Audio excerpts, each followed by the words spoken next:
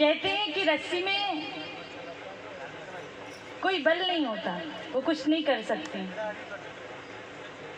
पर जो पानी भरने वाली पनिहारन होती है, जो पानी भरती है, वो जाती है रोज कलसा लेकर जाती है और अपने कुएं में डालती है। आजकल तो खैर नल हो गए, सब मोटर हो गई, अब तो स्मार्ट ज़माना हो गया। तो पहले की माताओं की बात है कि पहले की माताएं कलसा लेकर जाती थी, रस्सी लेकर जाती थी और कुएं में डालकर फिर पानी खींचती थी।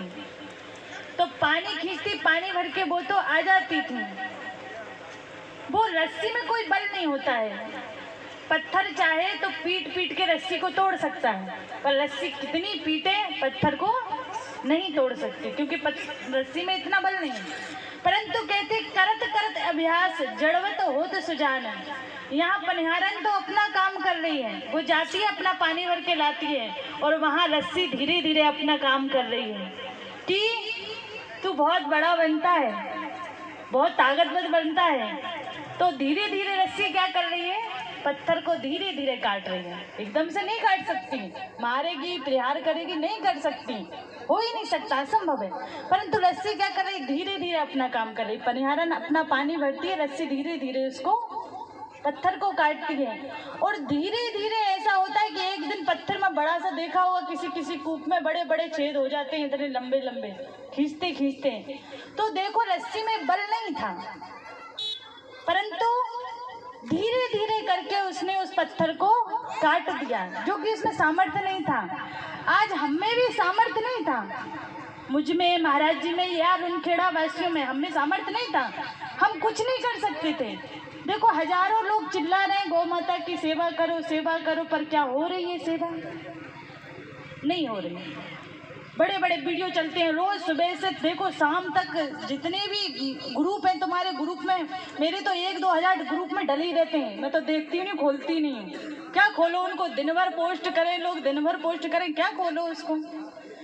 तो लगभग 4-5 ग्रुप है मेरे पास, 4-5 में इतने मैसेज आते हैं कि 4-4, 5-5 हज़ार हो जाते हैं। कभी कभी तो महाराज जी खोल के देखते हैं, मैं तो नहीं खोलती भैया, मेरे पास इतना टाइम भी नहीं ना फालतू के मैसेज। तो उसमें क्या माता पिता के ऊपर, चाहे अपने माता पिता को हम रोटी भी ना दे रहे हो, पोस्ट करेंगे, पर सुबह सुबह से उठते से ही माता पिता का पोस्ट करेंगे, गौ माता का पोस्ट करेंगे, फेसबुक भर दी पूरी, अभी व्हाट्सएप भर दिए, मैसेंजर भर दिए, पर धरातल पर काम नहीं है। हमें आप में सामर्थ्य नहीं थी हम कर सकें, परंतु देखिए हमने धीरे धीरे प्रयास किया, हमारी वाणी ने काम किया और आपकी हृदय इच्छा जागी, और हम लोगों ने सबने मिलकर जब धीरे धीरे काम किया, तो जो असंभव काम था, जिस जंगल में आने के लिए हम दिन में भी डरते थे, उस जंगल में हमने गौशाला बनाकर यहाँ सत्संग हो रहा है, गौ सेवा हो रही है। कितना बड़ा सौभाग्य है। देखिए एक संत थे गुरु नानक देव, बहुत अच्छे संत हुए हैं। तो गुरु नानक देव जो थे, उन्होंने एक बार भारत की यात्रा निकाली, पूरे भारत में वो भ्रमण कर रहे थे। तो भ्रमण करते करते वो एक गांव में गए, तो एक गांव में बहुत भक्त लोग रहते थे, जैसे रुनखेड़ा वासी, तो बड़े भक्त, बड़ी उन्होंने आते से ही आओ भगत की, गुरु नानक देव की बड़ी सेवा की, बहुत अच्छे से उन्होंने उनको रखा, सत्संग सुना प्रेम से, जैसे आप लोग सत्संग सुनने आ जाते हैं भारी मात्रा में। तो वो भी सब आ गए, गुरु नानक देव का बड़ा सुंदर सत्संग हुआ, एक रात्रि विश्राम हुई। अब जाते समय उन्होंने सब गाँव वासियों ने कहा कि गुरुदेव आप जा रहे हैं तो आप हमें कोई आशीर्वाद देकर जाइए, कहते हैं कि आप आशीर्वाद देकर जाइए बढ़िया सा कोई। तो वो लोग सब बड़े भक्त थे, तो गुरु नानक देव ने उनको आशीर्वाद में क्या कहा कि जाओ तुम्हारा पूरा गांव बिखर जाए। देखिए जबकि नहीं कहना चाहिए था गुरु नानक देव को, पर उन्होंने क्या कहा, तुम्हारा पूरा गांव बिखर जाए, तुम सब अलग अलग हो जाओ, पूरा गांव यहाँ से चला जाए। वो कहकर चले गए। अब उनके साथ, गुरु नानक देव के साथ एक शिष्य था, ध्यान से सुनिएगा, एक शिष्य था। तो उसको बात समझ नहीं आई, गुरुदेव कभी ऐसा नहीं बोलते, आज ऐसा बोल रहे हैं, और इतने भक्त लोग, और उनसे बोले कि तुम्हारा गांव ही उजड़ जाए, तुम सब अलग अलग हो जाओ, तुम दूसरे दूसरे देशों में गांव में चले जाओ। उसने कुछ नहीं बोला। आगे गए तो एक बहुत दुष्ट गांव, बहुत दुष्ट आज भी हैं। जैसे हम लोग गए थे तो उन्हें यही नहीं पता था कि भागवत होती क्या है, सत्संग होता क्या है। हमसे पूछने लगे कितने घंटे का सत्संग होता है और क्या करना पड़ता है, तो भागवत क्या होती है और कैसे करते हैं। हम लोगों ने भ्रमण किया है बहुत, 108 गांव में जब हम गए तो बहुत भ्रमण किया, तो देखा हमने कि जो किताबों में लिखा है वो गलत नहीं लिखा है। राइस क्रिश्चियन क्यों बन रहे हैं, तो कहीं ना कहीं हमारी गलती है कि हम अपने अपने सगे संबंधियों को छोड़ते जा रहे हैं। उनको जो गांव पीछे रह गए उसको आगे लाने ही नहीं चाहते, जो पीछे है उसे पीछे ही छोड़ दिया। तो फिर वो राइस क्रिश्चियन बनते हैं, कभी कोई दूसरा धर्म अपनाते हैं, कभी कोई कुछ बन जाता है। तो यहाँ पे जब गुरु नानक देव उस गांव में आए तो उन्होंने कोई ने सम्मान नहीं किया, ना तो किसी ने अच्छे से सत्संग सुना, ना कुछ भी नहीं। बस वो तो ऐसे कि हाँ ऐसे तो कोई आते रहते हैं, ऐसे बाबा जी तो बहुत आए ना बहुत जाएं, क्या करें, अपने अपने काम में लगे रहो।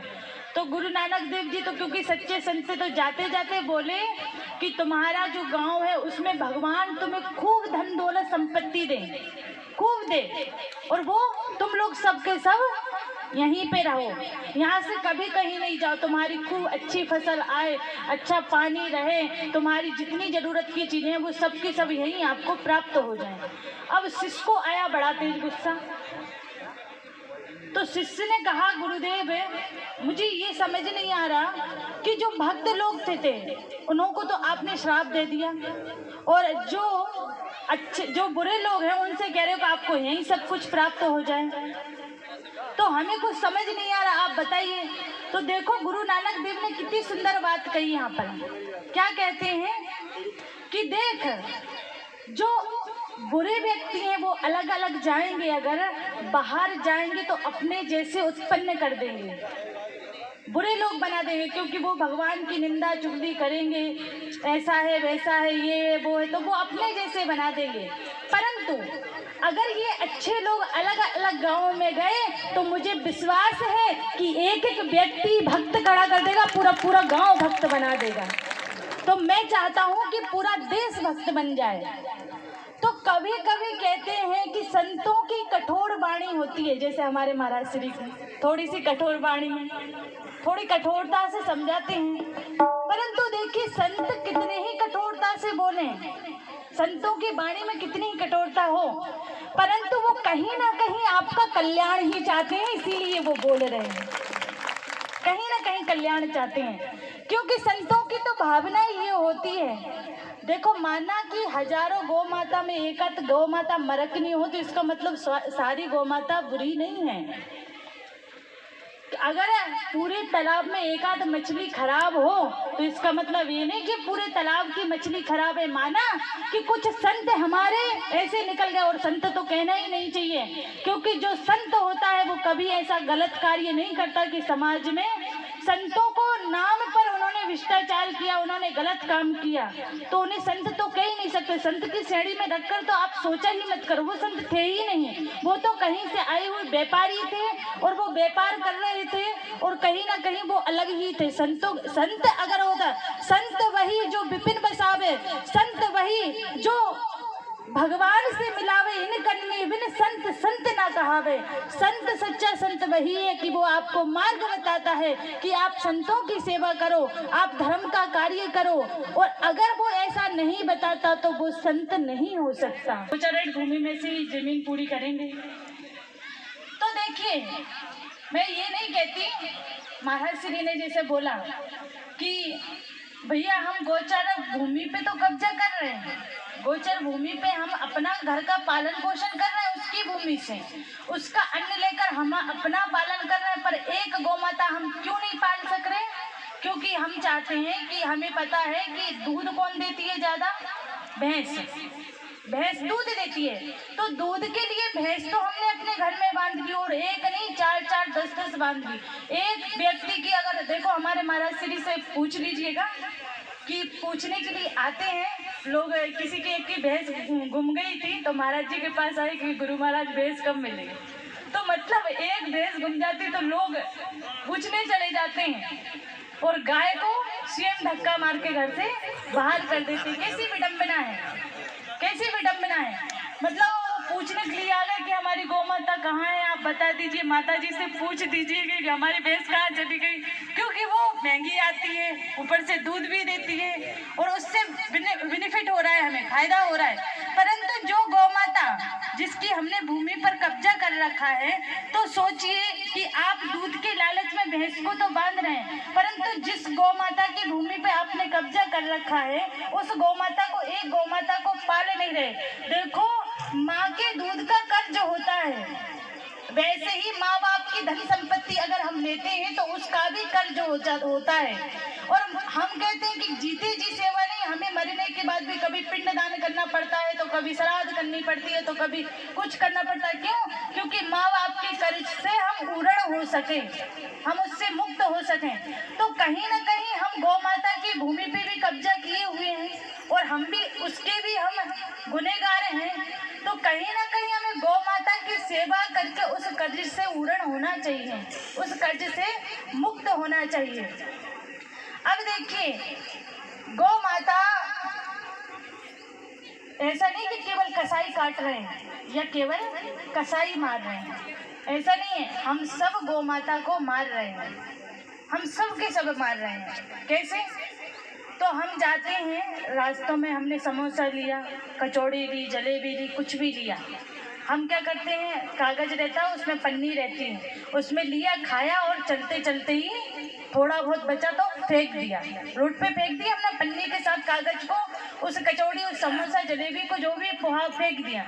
गौ माता आई, क्योंकि वो गोचर भूमि पे तुमने कब्जा कर रखा है, तो वो तो बेचारी भूखी है, तो कुछ तो खाएगी, कुछ तो खाएगी। वो आई, खाते खाते उस कचौड़ी, उस समोसा को खाने के चक्कर में वो उस पन्नी को भी खा गई, वो पन्नी को खा गई। और जब पन्नी को खाया उसने, तो खाते खाते उसके गले में अड़ गई वो पन्नी, और कहीं ना कहीं वो पन्नी के कारण गौ माता मर गई। तो वहां पर हम हत्यारे हैं, हत्यारे केवल हत्यारे नहीं, हम सब हत्यारे हैं गौ माता के। कृपया करके आपसे निवेदन है कि आप कुछ भी खाएं तो कूड़ा कचरे के साथ, पन्नी के साथ विशेष करके कोई भी सामग्री ना फेंकें, जिससे हमारी गौ माता उसको खाए और मर जाए। और माताओं से भी विशेष निवेदन है कि जो बाल होते हैं आपके, बालों को यहाँ वहाँ मत फेंका करो, क्योंकि ये बाल जो है किसी खाने की सामग्री में जाकर फंस जाते हैं, और जब फंस जाते हैं तो गौ माता खाते खाते जब उस बालों को खा लेती है आपके, तो बालों को खाने से उसके बाल जो है आंतों में लिपट जाते हैं, और लिपटने से गौ माता की मृत्यु हो जाती है, और अनजाने में ही सही आप भी गौ माता के हत्या के भागी बन जाते हो। इसलिए आपसे निवेदन है कि बालों को भी, केसों को यहाँ वहाँ मत फेंका करो। तो कहीं ना कहीं ये भूमि, देखो, जब कहते हैं कि हम अपनी भूमि कहाँ से पूरी करें, हम गौ माता की भूमि से पूरी करेंगे, तो जब हम नरक में जाएंगे और द्वार तक पहुँचेंगे, क्योंकि हमारा पाप का घड़ा फुल नहीं भरा है, आधा है, तो द्वार तक पहुँचेंगे तो यमदूत कहेंगे कि इसको अंदर कैसे लेकर आए, क्योंकि अभी इसका घड़ा फुल नहीं भरा। तो वहाँ यमराज अंदर से कहेंगे कि इसने भूमि पे कब्जा किया था ना, तो उस पाप में से घड़ा भर लो, यहाँ से यहाँ कर लो और इसको अंदर लेके आ जाओ। तो भैया निवेदन है कि गौ माता की भूमि गौ माता की रहने दो। और हमारे कनवास वाले भैया सभी आए हैं, आ जाइए, उनको लेट हो रहा है थोड़ा सा। गौ माता की, गौ